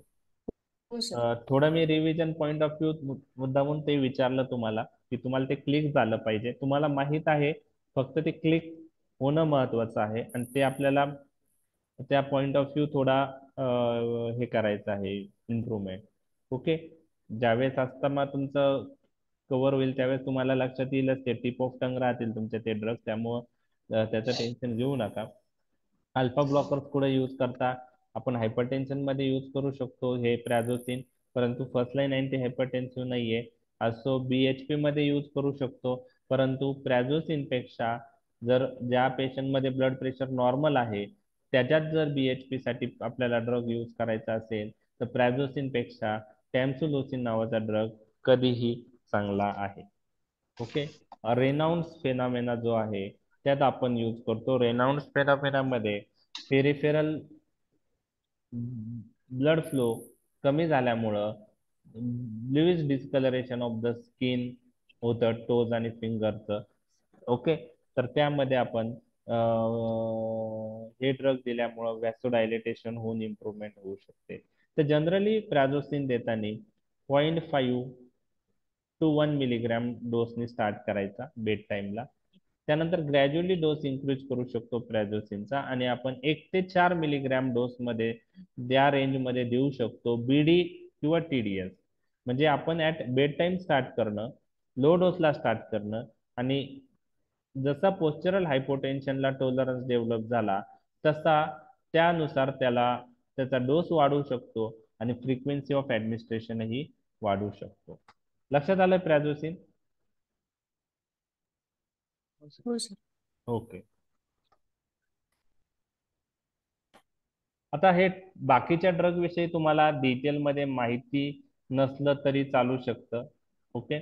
आता टेराझोसिन नावाचा जो ड्रग आहे, प्रॅझोसिन पेक्षा त्याची बायोबिलिटी जास्त आहे, लॉंग टी ॲप आहे त्याचा. ओके. आणि अल्फा 1 अल्फा 2 स्पेसिफिसिटीचा जर विचार केला तर हा हायली स्पेसिफिक आहे, आणि वन्स डेली डोस मध्ये पण इफेक्टिव्ह आहे. आपल्याला प्रॅझोसिन बीडी किंवा टीडीएस पण यूज करावा लागतो. आणि बीएचपी मध्ये याला काही ऍडिशनल ऍक्शन आहे का? तर बीएचपीच्या मॅनेजमेंट मध्ये याला ऍडिशनल ऍक्शन आहे, ती आहे अपोप्टोसिस प्रमोटिंग ऍक्शन. टेराझोसिनला कोणती ऍक्शन आहे ऍडिशनल? Apoptosis promoting action. नाही लक्षात राहिलं तरी चालेल. अपोप्टोसिस प्रमोटिंग इफेक्ट काय आहे प्रोस्टेटवरचा? तर अपोप्टोसिसचा अर्थ पॅथॉलॉजी मधला आहे self promotive, self program cell death. Program cell death. म्हणजे ते त्या सेलची प्रोग्राम सेल डेथ स्टिम्युलेट करतात. आणि मे बी साईजशी रिलेटेड त्याला काही इम्प्रूव्हमेंट त्यांनी दिसून येऊ शकते. परंतु आपण टॅम्सुलोसिन जास्त commonly day to day clinical practice मध्ये यूज करतो. टेराझोसिन झालं. त्यानंतर डोक्झॅझोसिन नावाचा ड्रग आहे, तो टेराझोसिन सारखाच आहे, त्यालाही अपोप्टोसिस प्रोमोटिंग ऍक्शन आहे. आता टॅम्सुलोसिन, तर टॅम्सुलोसिन विषयी तुम्हाला माहित असणं गरजेचं आहे. It is A selective alpha 1A 1D inhibitor with no effect on which receptor? Alpha 1B. A. So in BHP management, risk of postural hypotension and reflex tachycardia is less with which drug? Tamsulosin. Postural हायपोटेन्शनची risk कमी आहे आणि त्यामुळे reflex टॅकिकार्डिया जे होतं ते पण होणार नाही. बरोबर आहे. तर tamsulosin is uroselective drug, selectively inhibit alpha 1A and 1D receptor present on the prostate without having action on alpha 1B receptor present on the blood vessel. So with tamsulosin, there is improvement in BHP, symptomatic improvement in BHP with no risk of postural hypotension and reflex tachycardia. However, tamsulosin has no apoptosis promoting action as seen with टेराझोसिन, डोक्झॅझोसिन, अल्फोझोसिन. त्याला apoptosis promoting action नाहीये टॅम्सुलोसिनला. तो युरोसिलेक्टिव्ह drug आहे. लक्षात आलं. आणि last drug yohimbine, एकच ना point लक्षात ठेवायचा आहे. काय पॉइंट आहे तुम्ही सांगा मला.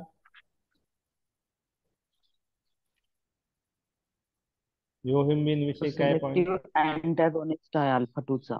Alpha 2 antagonist. Okay, selective alpha 2 antagonist. तर चालेल. आता आपण इंडिव्हिज्युअल ड्रग कंप्लीट केलेले आहेत. फिओक्रोमोसायटोमा विषयी म्हणजे आता युजेस विषयी जे आहे ते आपल्याकडे किती वेळ आहे अजून? 10 मिनिटं आहे. तर आपण युजेस कंप्लीट करूया. ओके, होऊन जातील.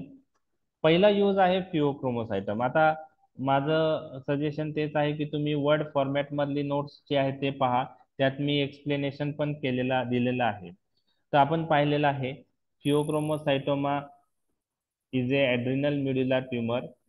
Surgery is the definitive treatment in inoperable cases. Okay, किंवा जे मॅलिग्नंट फिओक्रोमोसायटोमा आहे त्यामध्ये आपण फिनोक्सीबेन्झामाइन ड्रग यूज करतो. पेंटोलॅमाइन कुठे यूज करतो आपण? प्री ऑपरेटिव्हली ऍज अ अल्टरनेटिव्ह याला करू शकतो. फिनोक्सीबेन्झामाइन कसं करतो आपण की फिनोक्सीबेन्झामाइन आपण काय करतो की इनऑपरेबल केसेस मध्ये आपण फिनोक्सीबेन्झामाइन तर देणारच आहे. कंटिन्यू तीच ट्रीटमेंट आहे. ऑपरेशन करत नाही त्या पेशंट मध्ये जे इनऑपरेबल केसेस आहे. परंतु जे ऑपरेबल केसेस आहेत त्यामध्ये पहिले आपल्याला ब्लड प्रेशर काय करावं लागेल? कमी करावं लागेल, मग ऑपरेशन करावं लागेल. मग फिनोक्सीबेन्झामाइन काय करतो आपण? ओरली स्टार्ट करतो 1 ते 2 आठवडे प्री ऑपरेटिव्हली. बरोबर आहे, ओरली. आणि ड्युरिंग सर्जरी रिमूव्हल पॉइंटची प्रोसिजर जेव्हा करतो तेव्हा आपण IV इन्फ्युजन देतो. बरोबर आहे. म्हणजे पहिले ब्लड प्रेशर कंट्रोल करणं विथ ओरल फिनोक्सीबेन्झामाइन आणि ड्युरिंग ऑपरेशन आपण काय यूज करतो? IV infusion. आणि याला अल्टरनेटिव्ह ड्रग कोणता आहे IV इन्फ्युजन साठी? पेंटोलॅमाइन. कोणता आहे? पेंटोलॅमाइन. सो ड्युरिंग सर्जरी जर आपल्याला ब्लड प्रेशर कंट्रोल करायचंय तर फिनोक्सीबेन्झामाइनला अल्टरनेटिव्ह काय आहे? पेंटोलॅमाइन, कारण तो जास्त फास्ट ऍक्ट होतो. ओके, ठीक आहे. आपण ड्युरिंग ऑपरेशन जर ब्लड प्रेशर कंट्रोल नसेल होत तर सोडियम नायट्रोक्लोराइड यूज करू शकतो. बरं, हायपरटेन्शन पॉइंट ऑफ व्ह्यू तुम्ही मला सांगा, फर्स्ट लाईन ड्रग आहे का हा? नाही. मग कुठे यूज करतो? फिओक्रोमोसायटोमा असेल तर फिनोक्सीबेन्झामाइन यूज करतात. आणि फेंटोलामाइन कुठे यूज करतात? During surgery. During During surgery. surgery use. अजून फेंटोलामाइनचा यूज कुठे आहे hypertension point of view? Clonidine withdrawal मध्ये. क्लोनिडिन विड्रॉवल आणि cheese cheese reaction. Reaction. Very good. Cheese cheese reaction. reaction. Okay, म्हणजे ते पॉइंट तुमचे आले पाहिजे. ओके, आता बीएचपी विषयी थोडं मी 5 मिनिटं तुमच्याशी डिस्कस करत आहे. बीएचपी आता इथं मी स्लाइडवर तुम्हाला दिसणार नाही, मी जे सांगतोय ते त्यावर कॉन्सन्ट्रेशन करा आणि नोट्स रेफर करा. तर बीएचपी मध्ये युरिनरी ऑब्स्ट्रक्शन झालेलं असतं. ओके ओके, आता याच्यामध्ये 2 कॉम्पोनंट असतात बीएचपी मध्ये. ओके, एक असतो स्टॅटिक कॉम्पोनंट. कोणता? Static component. आणि दुसरा जो कॉम्पोनंट असतो तो डायनॅमिक कॉम्पोनंट असतो. आता हे काय आहे, हे वर्ड थोडे नाही लक्षात राहिले तरी चालेल, मी फक्त डिटेल मध्ये डिस्कस करतोय. स्टॅटिक कॉम्पोनंट आणि डायनॅमिक कॉम्पोनंट, ह्या दोन्ही कॉम्पोनंट मुळे युरिनरी ऑब्स्ट्रक्शन होतं. प्रोस्टेटची साईज हे प्रोस्टेटचं रिलेटेड जे आहे युरिनरी ऑब्स्ट्रक्शन, जर साईज वाढली बीएचपी मध्ये तर कसं होतं ते. तर स्टॅटिक कॉम्पोनंट काय आहे? Static component is due to increase size of the prostate. Size वाढते आणि त्याच्यामुळं युरिनरी ऑब्स्ट्रक्शन होतं. आणि dynamic component is due to increase tone of the bladder, trigone, sphincter आणि प्रोस्टेट मसल. पहा, युरिनरी ऑब्स्ट्रक्शनशी रिलेटेड मी 2 गोष्टी सांगितल्यात. Urinary obstruction in BHP is due to static component and dynamic component. तर स्टॅटिक कॉम्पोनंट कशामुळं युरिनरी ऑब्स्ट्रक्शन होतं? प्रोस्टेटची साईज वाढल्यामुळे. प्रोस्टेटची साईज वाढल्यामुळं. आणि जो डायनॅमिक कॉम्पोनंट मुळे युरिनरी ऑब्स्ट्रक्शन होतं, हे कशामुळं होतं? टोन वाढल्यामुळं. कशाचा? ट्रायगोन, स्फिंक्टर आणि प्रोस्टेट स्मूथ मसलचा काय वाढतो? डेट्रोजल मसल. टोन वाढतं, टोन. बरोबर आहे, डेट्रोजल नाही, ट्रायगोन, स्फिंक्टर आणि प्रोस्टेट मसल. ट्रायगोन, स्फिंक्टर हे डेट्रोजल मसल वरती असतात. खाली जे आहे इथं इथं ट्रायगोन आणि स्फिंक्टर असतं, त्याचा टोन. आणि इथं जे प्रोस्टेट असतं त्या मसलचा टोन वाढल्यामुळं ऑब्स्ट्रक्शन होतं. त्याला आपण कोणता कॉम्पोनंट बनतो? Dynamic dynamic component. आता मला तुम्ही सांगा, अल्फा ब्लॉकर कोणता कॉम्पोनंट इम्प्रूव्ह करतील? Dynamic. Dynamic component. Dynamic component improve करतील. आणि स्टॅटिक कॉम्पोनंट इम्प्रूव्ह करायचा असेल, म्हणजे प्रोस्टेटची ग्रोथ अरेस्ट किंवा रिड्यूस करायची असेल, तर तिथं अल्फा ब्लॉकरचा रोल नाही. तिथं कोणत्या ड्रगचा रोल आहे? Dutasteroid, finasteroid. फिनास्टेराइड. तो कोणत्या ग्रुपचा ड्रग आहे? Finasteride, dutasteroid, 5 alpha reductase inhibitor. तर लक्षात आलं, 5 अल्फा रिडक्टेज इनहिबिटर. तर 5 अल्फा रिडक्टेज, आता हा होमवर्क आहे तुमच्यासाठी. 5 अल्फा रिडक्टेज इनहिबिटर कसं कार्य करतात ते दिल्यामुळं काय होईल? 5 अल्फा रिडक्टेज एन्झाईमचा रोल काय आहे, मी उद्या तुम्हाला डिस्कस करेल ते. ठीक आहे, ओके. आता एक लक्षात घ्या, अल्फा ब्लॉकर कसे इफेक्टिव्ह आहे असं तुम्हाला कोणी विचारलं तर alpha blocker responsible for decrease tone of the trigone, sphincter and prostatic smooth muscle. They responsible for relaxation of the smooth muscle of trigone, sphincter आणि प्रोस्टेट स्मूथ मसल. आणि त्याच्यामुळं काय होईल? युरिन फ्लो काय होईल? इम्प्रूव्ह होईल. More complete emptying of the bladder. तुम्ही ज्यांना बीएचपी आहे त्यांच्यामध्ये जर रेसिड्युअल व्हॉल्यूम बघितलं तर ब्लॅडर मधलं ते काय झालेलं असतं? वाढलेलं असतं सोनोग्राफी मध्ये. बरोबर आहे. मग अशा पेशंट मध्ये हे ड्रग दिल्याने more complete emptying of the bladder होईल आणि युरिन आउटफ्लो वाढण्यास मदत होते. लक्षात आलं? आणि alpha blocker afford faster and greater symptomatic relief than finasteride. जर दोन्ही ग्रुपमध्ये जर कम्पेअर केलं अल्फा ब्लॉकर आणि 5 अल्फा रिडक्टेज इनहिबिटर, तर फास्ट सिम्टमॅटिक इम्प्रुव्हमेंट कशात दिसून येते? अल्फा ब्लॉकर मध्ये 2 आठवड्यात दिसते, बरोबर आहे. परंतु alpha blockers do not affect the prostate site, only produce symptomatic improvement. So जे डिसीजचं प्रोग्रेशन होत आहे त्याच्यावर अल्फा ब्लॉकरचा काही इफेक्ट आहे का? जी नाही प्रोस्टेटची साईज वाढते त्याच्यावर काही इफेक्ट आहे का? नाही सर. नाहीये. म्हणजे ते फक्त सिम्टमॅटिक इम्प्रुव्हमेंट करतील. समजा आता अल्फा ब्लॉकर अलोन यूज केले तर 4-5 महिने चांगला फरक पडतो, परंतु परत प्रोस्टेटची साईज वाढली तर ते सिम्टमॅटिक इम्प्रुव्हमेंट झालेलं असतं ते जातं, मग त्यावेळेस फिनास्टेरॉइडची गरज पडते. तर काही युरोलॉजिस्ट दोन्ही ड्रग्ज स्टार्टिंगला स्टार्ट करतात. फिनास्टेरॉइड त्याचं ऑनसेट ऑफ ऍक्शन स्लो आहे, परंतु आफ्टर 6 मंथ त्याची क्लिनिकल इम्प्रुव्हमेंट दिसून येते फिनास्टेरॉइडची. ती प्रोस्टेट साईज कमी करण्यास मदत करतं. लक्षात आलं तुम्हाला? लक्षात आलं? सर एक क्वेश्चन आहे विचारू. हा, विचारा ना. अल्फा ब्लॉकर्स आणि हा, अल्फा ब्लॉकर स्टार्ट करून नंतर फिनास्टेरॉइड वापरायचं. अल्फा ब्लॉक काही युरोलॉजिस्ट अल्फा ब्लॉकर्स फिनास्टेरॉइड दोन्ही कंबाईन करतात यूज स्टार्ट. काही फक्त अल्फा ब्लॉकर्स यूज करतात. टॅमसोलोसिन 0.4 mg जी कॅप्सूल आहे ती. तर आता त्यामध्ये डिटेलमध्ये मला माहित नाही की त्याच्यात सिनेरिओ काय आहे, ते मला पाहावं लागेल. म्हणजे BHPचं हे किती आहे, ऑब्स्ट्रक्शन किती आहे त्याच्यावर पण असेल. पण खूप ठिकाणी मी कॉम्बिनेशन पण पाहिलेलं आहे स्टार्टिंग पासून.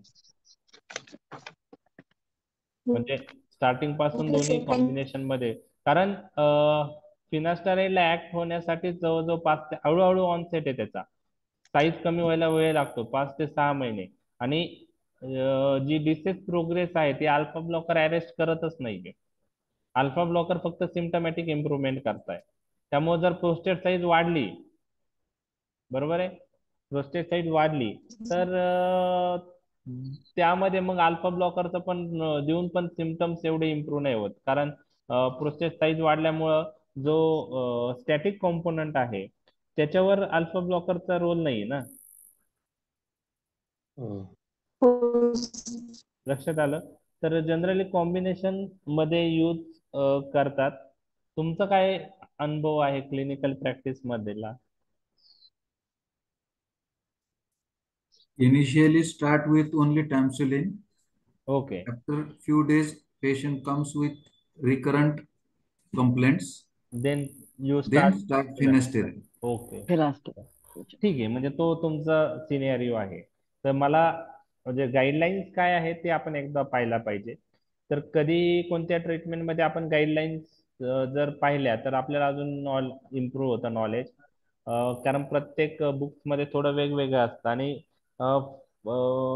ऍक्च्युअल ट्रीटमेंट कशी द्यायची ते युरोलॉजीच्या बुकमध्ये जास्त क्लिअर असेल, किंवा युरोलॉजीचे जे आर्टिकल्स असते BHP रिलेटेड त्यात क्लिअर असेल. तर आपण ते एकदा पाहूया. तुम्ही पहा, ग्रुपवर टाका, मग आपल्याला ते क्लिअर होईल. ओके. आता हे नाही लक्षात ठेवलं तरी चालेल, मी जे सांगतोय ते. वॉइडिंग सिमटम्स जे आहे ते जास्त रिलीव्ह होतात इरिटेटिव्ह सिमटम पेक्षा अल्फा ब्लॉकरने. तर वॉइडिंग सिमटम्स कोणते आहेत ते जास्त इम्प्रूव्ह होतात. तर वॉइडिंग सिमटम्स जास्त चांगले इम्प्रूव्ह होतात.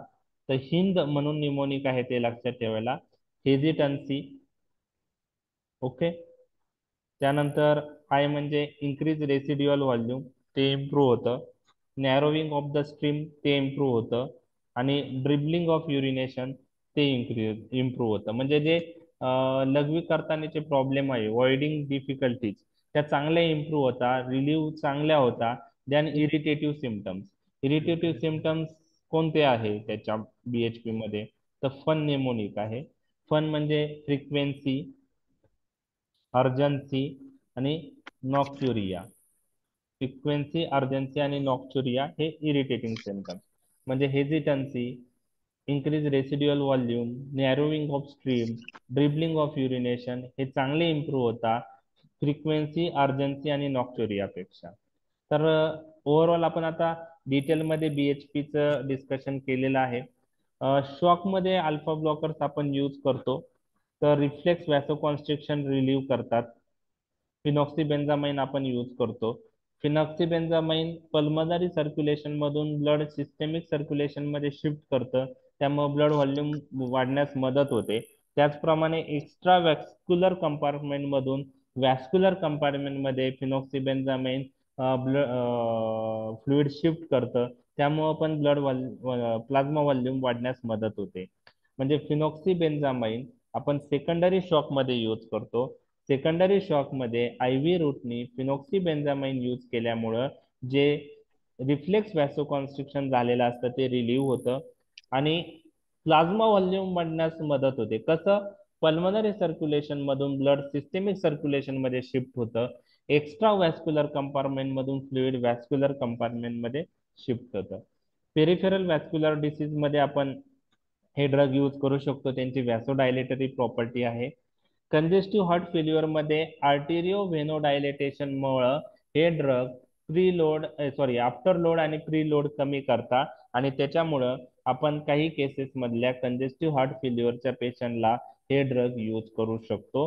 तर वर्क ऑफ द हार्ट कमी करतात हे ड्रग. कसं करतात? ह्यांची ऍक्शन व्हेसलशी रिलेटेड आहे. आर्टेरिओ डायलेटेशन केल्यामुळं आफ्टर लोड कमी होतं, वेनो डायलेटेशन केल्यामुळं प्री लोड कमी होतं. आपण डिटेलमध्ये हार्ट फेल्युअर मध्ये पाहणार आहोत. बर, आता आपण अल्फा ब्लॉकरचा ऍडव्हर्स इफेक्ट काय पाहिला? इनहिबिशन ऑफ इजॅक्युलेशन आणि त्याच्यामुळं इम्पोर्टन्स येऊ शकतं हे पाहिलेलं आहे.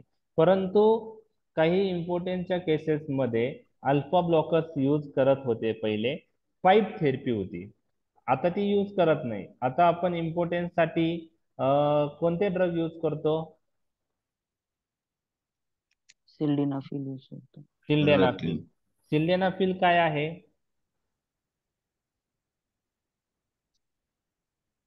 कसं ऍक्ट होतं?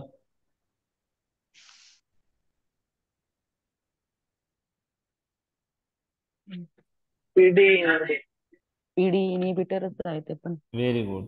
PDE inhibitor. म्हणजेच काय वाढेल? ब्लड वेसल मधलं सायक्लिक एएमपी.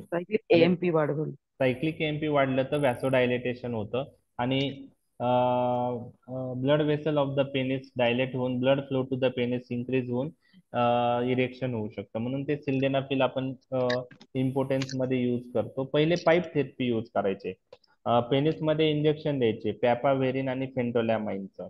तर पॅपाव्हेरिन, phentolamine induce penile erection importance साठी यूज केलं जायचं इंजेक्शन, पण आता ते यूज होत नाही कॉमनली, कारण त्याचे साईड इफेक्ट होते इंजेक्शन साईटला.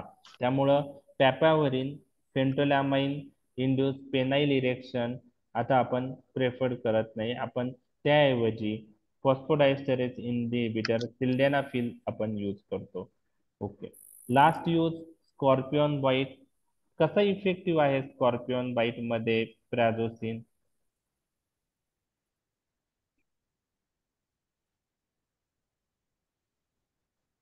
ओके, हा तुमच्यासाठी होमवर्क आजचा.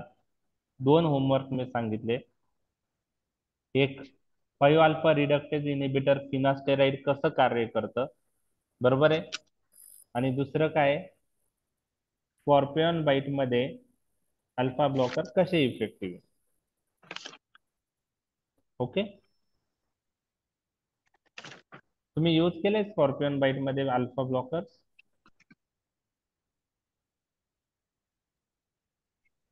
कोणी यूज केले?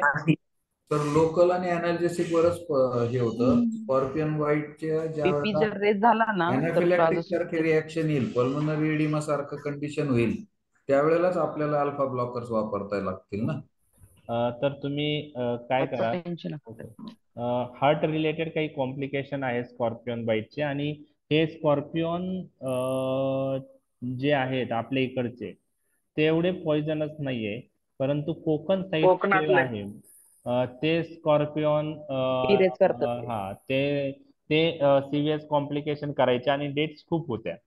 तर ते तुम्ही डॉक्टर बाविस्करांचं आर्टिकल पण पहा, ज्यांनी याचा शोध लावलाय प्रॅझोसिनचा, बरोबर आहे, इन स्कॉर्पिओन बाईट इफेक्टिव्हनेस. ते डॉक्टर बाविस्कर म्हणून आहे, तुम्ही ऐकलं असेल ना. Yes sir, Himmatrao Baviskar. हा, तर त्यांचं जे कार्य आहे त्याच्यामुळं हे प्राझोसिनचं PHC लेवलवर त्या डॉक्टरांनी त्या कोकण एरियात एवढं काम केलं होतं त्यावेळेस त्या स्कॉर्पिओन बाईट रिलेटेड केसेसमध्ये, आणि त्यांनी त्या काळामध्ये हे प्रॅझोसिनचा बेनिफिशियल इफेक्ट दिसून आला. आणि त्याविषयी मी आता आपण उद्या डिस्कस करूया.